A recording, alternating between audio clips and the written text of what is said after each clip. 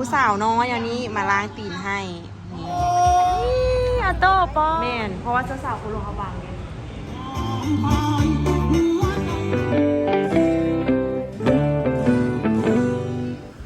รับตาสั่งให้ยังเจ็บตาอยู่เมื่อกี้ถ่ายทันเด้อสบายดีทุกคนยินดีต้อนรับทุกคนเข้าสู่ช่องนกอุลองซานสบายดีละสบายดีอีกแล้วก็วันนี้สิไปงานดองไอต้อมมาได้นี่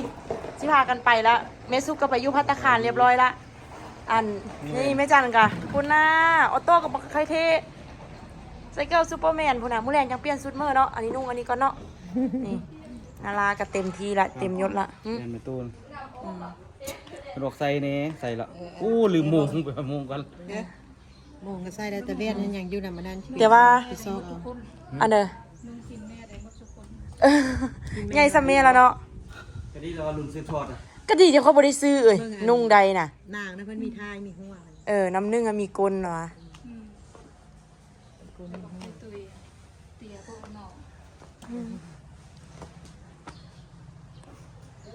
เตยจับมึงเนี่ยบึงสุดคอยมือนี้บึงสุดบุคคำมือนี้แน่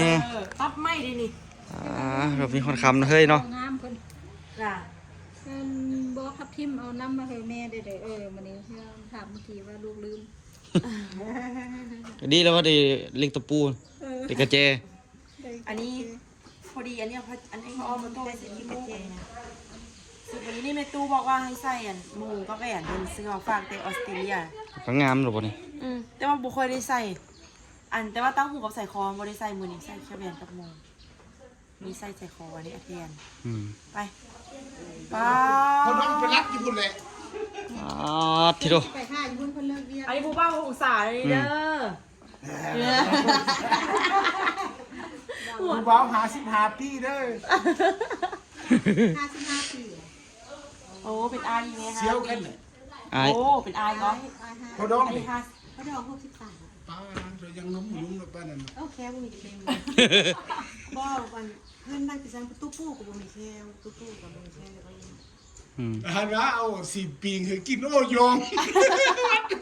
อันนี้บ่ไปเฮ็ดแค่กับบ่ไปพาไปเฮ็ดกับบ่ไปเฮ็ดสิไปได้เฮ็ดต้องแต่งขันห้าก็รอชาวเกี่ยวหรอเดี๋ยวถ้าทุกคนไปเบิ่งบรรยากาศงานแต่งไอต้อมอยู่ภัตตาคารแก้วมีใสอยู่ยังนครหลวงเวียงจันทร์ทุกคนไปเบิ่งแม่ดอกแม่สุกแด้มื้อนี้แม่ดองมาหลายคนได้แม่จันก็มาแม่ดองน้องซานทั้งหลวงฮาบางหลวงฮาบาง2คนเนาะหาเบิ่งนำกันทุกคนเป็นยังไงงานแต่งไอต้อมสิไปสู้ขวัญอยู่ภัตตาคารเลยทุกคนเพราะว่าถ้าจัดอยู่งานนี้มันบ่สะดวกทุกคนมันมีสถานที่จอดรถไปงานนำกันทุกคนเบิ่งพอชวนยังนุ่งเสื้อเอานุ่งเครื่องแม่เครื่องเราอยู่ในรถอยู่ในรถมึงไงพอเจ้าเบาอย่างนุ่งเสื้อกามขี่รถพอกันอยู่ตีผมไปน้ำพอตีไปน้ำเห่าตัวเขาจะไปน้ำเห่ารถคือไปจอดถึงมาหอดแล้วสบายดีอันนี้สาวหงสาวป้าใหญ่แห่ใหญ่ว่ะแต่ว่าอันนี้น่ะใหญ่แห่งหมอซี่นี่บุเสื้ออีหลีเลยเดี๋ยวกล้องมาก่อนไปในตัวไอ้ขาดนุ่งแบบนั้นในตัวอันนี้คือนางเอกรุ่นใหม่วัยทีนครับเราสัมภาษณ์เน่วัยเท่าเจ้าเป็นญาติฝั่งใดเนี่ยน้องสาว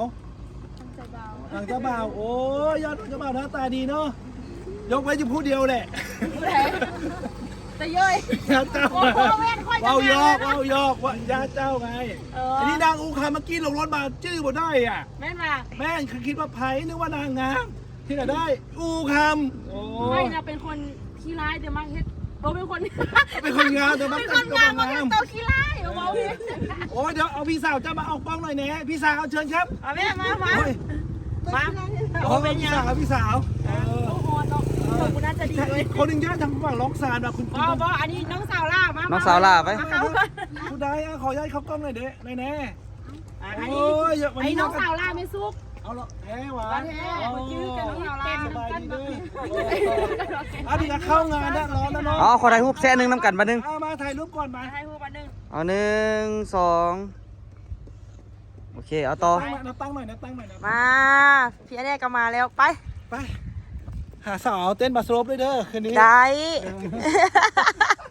ได้มาสรุป โอ้คุณพ่อมารับแล้วนี่ แมนอันนี้จัดงานอยู่ภัตตาคารแก้วมีใส่ชั้น2เด้อ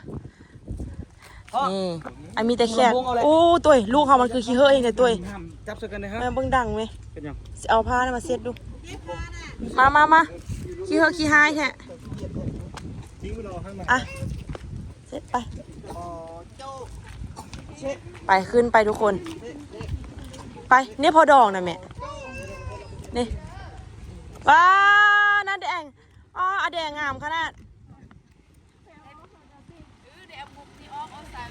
เออ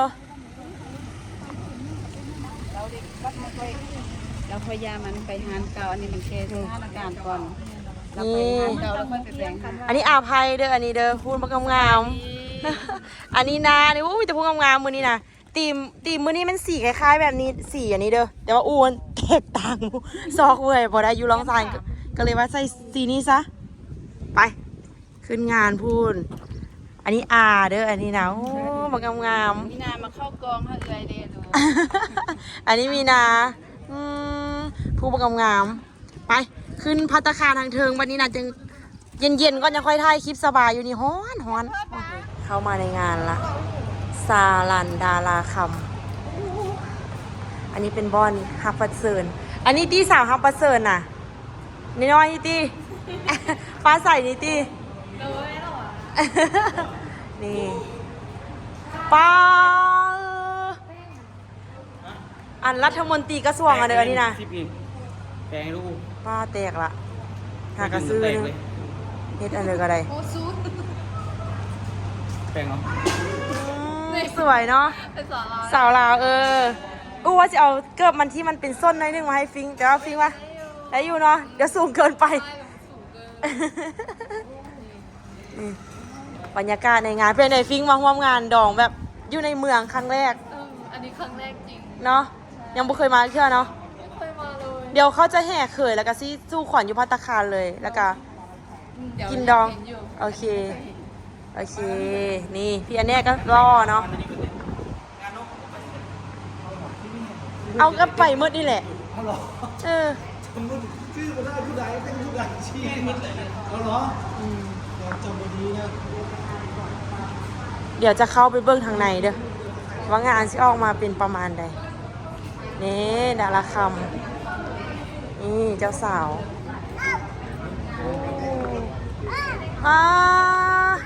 เฮ็ดงามแท้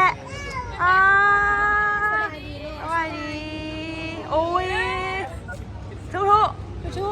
สวัสดีจุบลาเด้ เอายังบอกบายบายเอาบายบาย มินิฮาร์ดโอ้ย เอิ้นออโต้เด้เอิ้นออโต้ สวยพวกไอ้นี่มึงออโต้เดี๋ยวไปหาไอ้ตั้มไว้ น้องมันนี่น้ำตายไหมโอ้ยออโต้มาพี่ ที่จริงเกิบออโต้ก็มีเด้ไม่ได้เอามาใส่ให้ไว้เนาะเอามาใส่ไว้ก่อน คุณเอิ้นออโต้เอิ้นมาพี่จังซี่แม่รู้โต้ โอ้กระโต๊ะหลายซ้ำดองแฮปปี้เลยเนาะ โต้แม่นอย่างกัดมือ หลายเด้ 600วันนั้นต้องหันไป เนาะ เอิ้นออโต้ ซ้ำกัน ไปเอิ้นออโต้เอิ้นออโต้มาเย็ดปู นี่ไอ้เจ้าสาวใส่ชุดหลวงพระบางแม่นเพราะว่าเจ้าสาวคนหลวงพระบางไง ชื่ออะไร ซื้อลิ้นซื้อแอมซื้อแท้ซื้อดาราคำ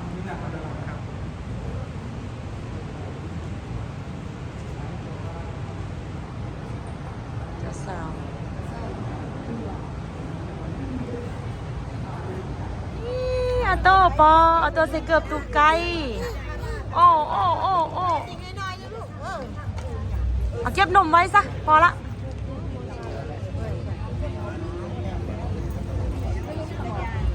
มึงออโต้เนี่ยออโต้ก็ใส่เกือบงามเลยตัวเองอันว่าแท้ผัวค่อยคือรัฐมนตรีกระทรวงอันเดียวก็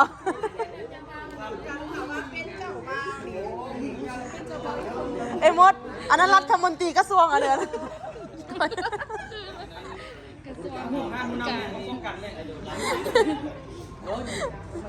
รัฐมนตรีกระทรวงนี่อันนี้น้องมุกต้องลอง อันนี้น้องมกตลาดเศร้า ตั้งซื้อให้เอมอนพอไปนอนนี่ ไอ้โห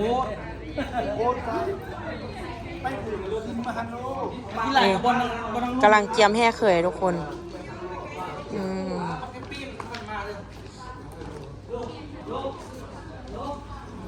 อันนี้ไฟเจ้าบ้าวไอ้นี่เจียมแห่เขย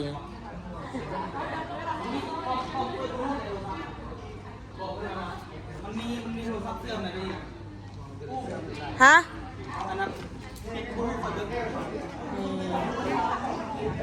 หาเบิ่งนำกัน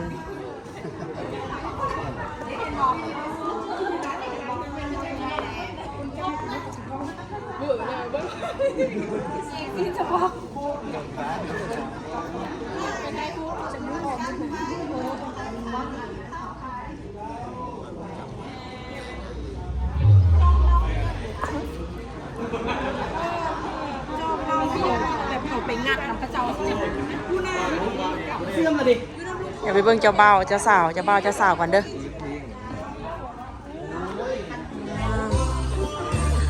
อันนี้หมู่เจ้าบ่าวเด้ออันนี้หมู่เจ้าบ่าวอันนี้เจ้าบ่าวเจ้าสาวอันนี้ก็หมู่เจ้าบ่าวยังโสดบ่นี่น่ะบ่โสดแล้ว ยานขนาดยานได้โสดนะ เก็บทายมาก่อนนี่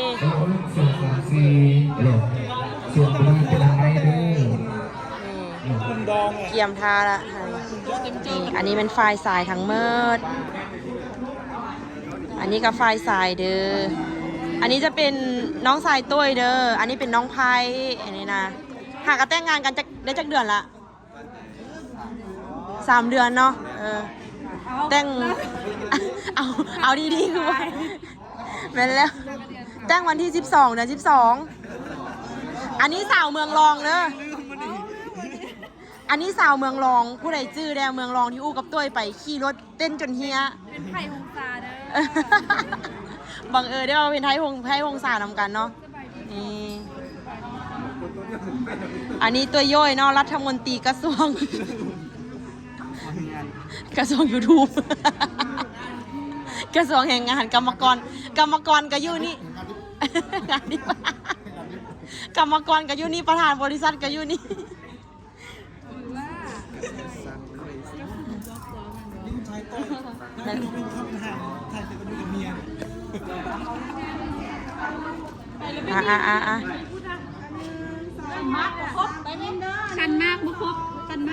ไปไอ้นี่ไปครบละพี่สาวพี่ชาย ผู้หญิงเป็นโกกเนาะต่อมาไอสตีไอต้อมแล้วก็ตัวย่อยเป็นลูกชายล่า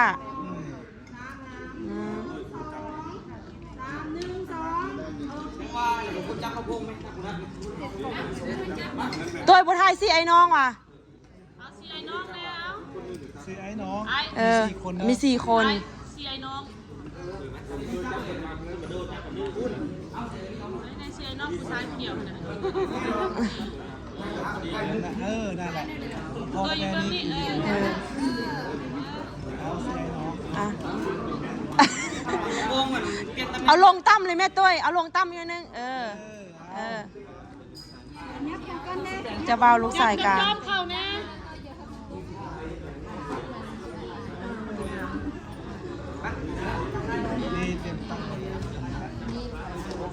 อันนี้ยับเข้าเอาตีนข้างนี้ออกก็ปีนมาทางนี้ปีนมาอาหารกระดาวสี่ไอ้น้องนะนี่เด้ออย่ายุ่งมาจ้ะสี่ไอ้น้องนะนี่เด้อป้ายิ้มหวานก็มู่แล้วแม่อันไอตีเด้อลูกสาวคนเดียวสาวกกเนี่ยหาจะเบ้าเนี่ยหน้าจะเบ้าวันนึง1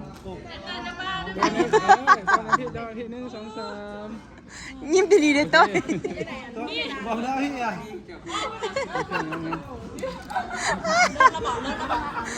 ได้แล้วบอกใช่ยำแห่เคยเด้อแม่เธออันนี้เป็นหลานทรายเด้ออันนี้เด้อส่วนอันนี้เป็นไออันนี้เป็นไอของป้าแอมไอของเจ้าสาวเด้อมาแต่มีกาวนะข้ามน้ำข้ามทะเลเพื่อมางานดองน้องสาวเจ้าสาวนี่พอมันเอาไปทางเอาเจ้าเบ้ากันไปทางไหนวันนี้นะ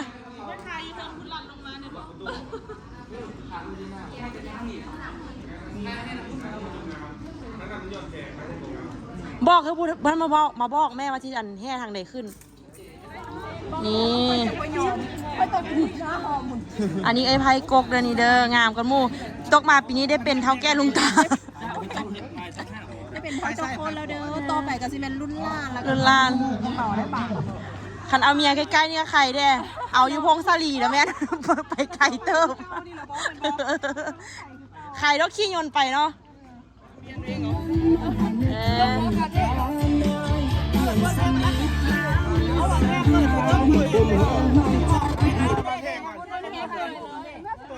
นี่ไง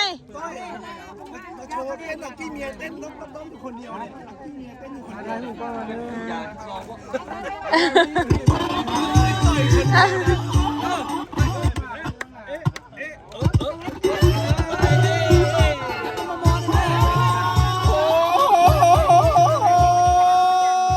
เห็นลิ้นใกล้เลยเนี่ย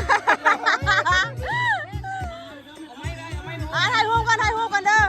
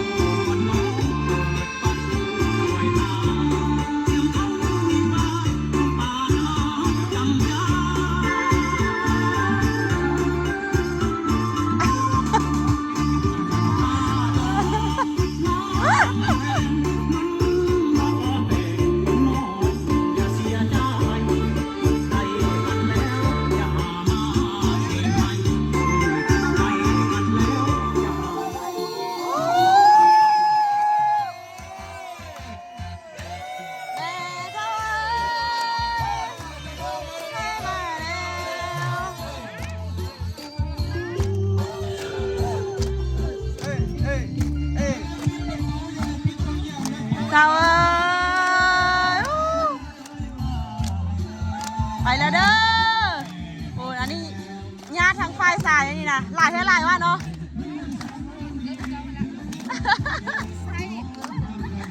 โอ้เห็นเจ้าปะได้แต่สิ้นนี่นะ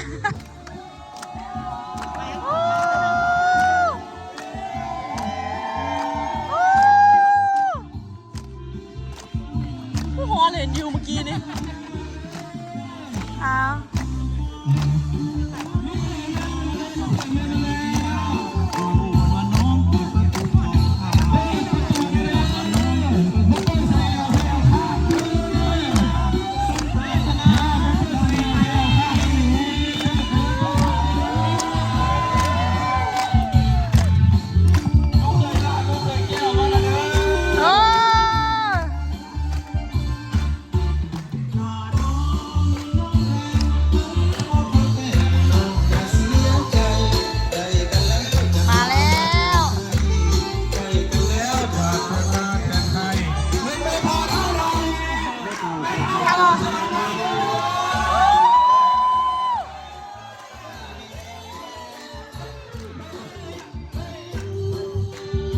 มึงจะเศร้าซ่องมึงอยู่อ่ะ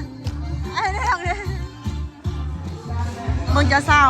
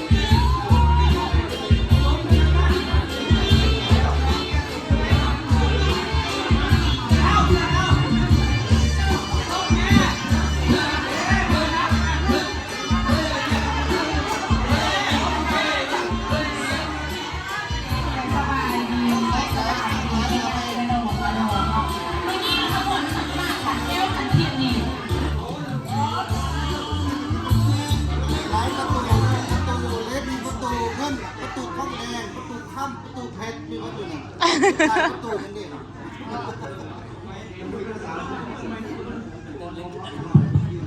ขบวนนี้เป็นขบวนขั้นมาขั้นแก้วขั้นทิพย์ที่ได้อะไร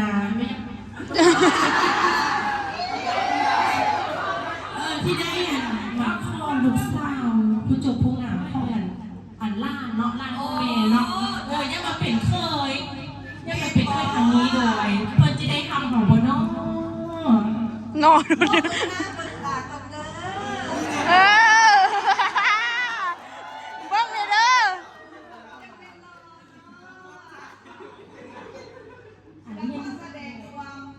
ดีใจที่เราต้องเอาจะได้มาครับเคยแต่ว่าก่อนที่ทำนี่นะมันจะต้องผ่านประตูลายนานได้นี่นะเป็นบอลผ่านเขาพองบอลบอลผ่านไม่พร้อมแล้วบอ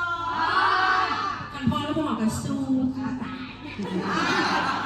ว่าอยู่ตายก็ต้องคอยผ่านด่านนี้ อันนี้ก็หลานน้อย นี่ฮิตคอของเราเขาถ้าเคยเข้าเฮือนแล้ว ต้องได้ล้างตีนเคยก่อนถึงจะค่อยขึ้นเฮือน แล้วก็ต้องเป็นผู้สาวน้อยอันนี้มาล้างตีนให้นี่กำลังท้าอยู่ นี่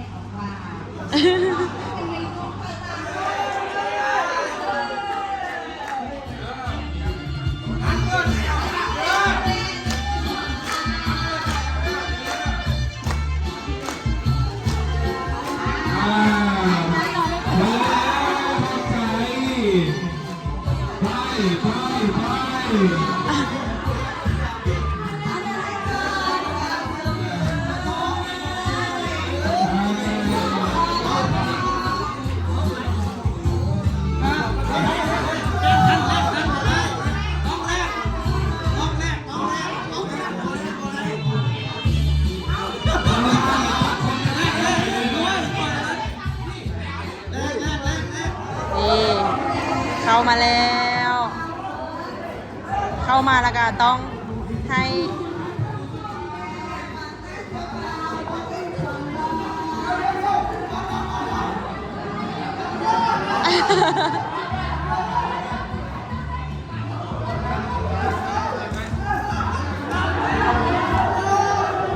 โอ้ยดาวน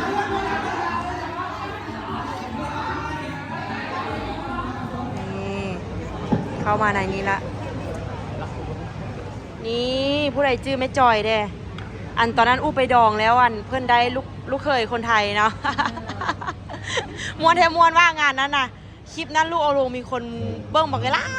ลูกไปถ่ายงานเราเจี๊ยบนะ อันนี้นั่นไรคุณนี้อุบูฮู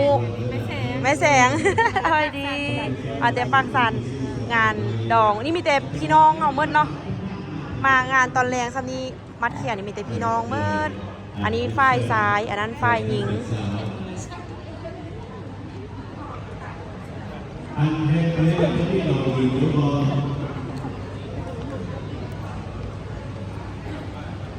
อันนี้แม่สุกอันนั้นแม่เจ้าสาวอันนี้แม่เจ้าบ่าวนี่แหละพิธีทางลาวก็สิประมาณนี้แหละทุกคนมีขันมักเบงคู่ก็สิมีอันที่เป็นเงินนั้นเพิ่นแบบเอาไว้แบบซุมมานะ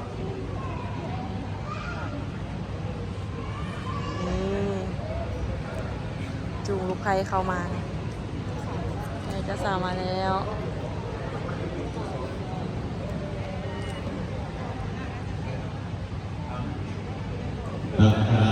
รับแค่นี้เลยรับแค่นี้เลยแล้วขอเดินเดิน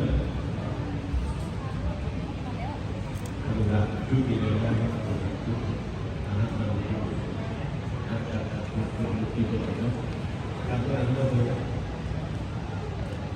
หลังจากเฮ็ดพิธีอันเดียวแล้วก็เจ้าสาวเจ้าบ่าวก็สินางท่านี่ได้นางท่าอันมัดแขนเด้อนี่เด้อ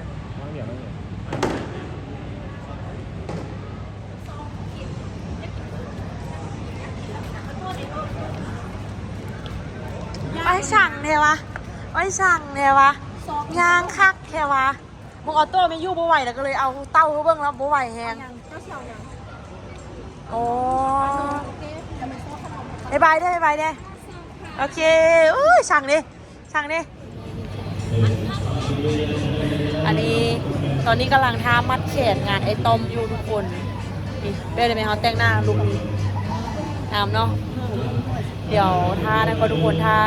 มัดแขนไอ้ต้อมเนาะทุกคนเนาะแล้วก็โรดใส่งานเลี้ยงเลย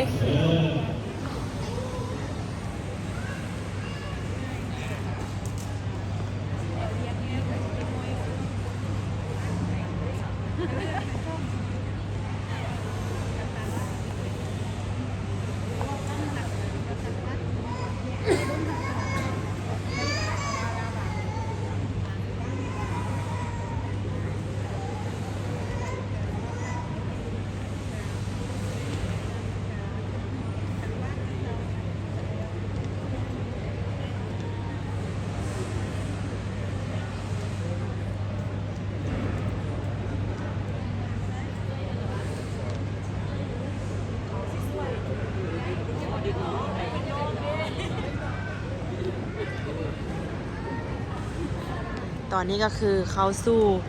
ตอนทาเพิ่นมัดแขนเดี๋ยวนี้ทุกคนก็ทยอยญาติพี่น้องก็ทยอยไปผูกแขนอันเดียวแล้วเนาะทุกคนเนาะพิธีช่วงตอนแรงก็สิประมาณนี้แล้วก็จากนั้นก็สิมีโลดใส่งานแต่งเนาะทุกคนเนาะจะเป็นโลดใส่งานเลี้ยงเนาะทุกคนเนาะเดี๋ยวก็สิมีงานกินเลี้ยงเนาะทุกคนเด้อแล้วก็สิมีการปาร์ตี้อันเดียวกันสร้างสรรค์อันเดียวกันเนาะทุกคนเนาะเดี๋ยวก็สิมีแขกมาเต็มงานเลยเอาไว้เจอกันคลิปวิดีโอหน้าซะทุกคนคลิปนั้นนะสำหรับวิดีโอนี้ลาทุกคนไปก่อนเด้อสำหรับวิดีโอนี้นี่อันนี้ก็จะมีญาติพี่น้องทางฝ่ายเจ้าสาวเจ้าบ่าวแล้วก็ทางแม่เจ้าบ่าวแม่เจ้าสาวเนาะทุกคนเนาะทางพ่อเจ้าบ่าวพ่อเจ้าสาวเต็มเลยเนาะทุกคนเนาะนี่ออโต้ไปใส่แล้ววันนี้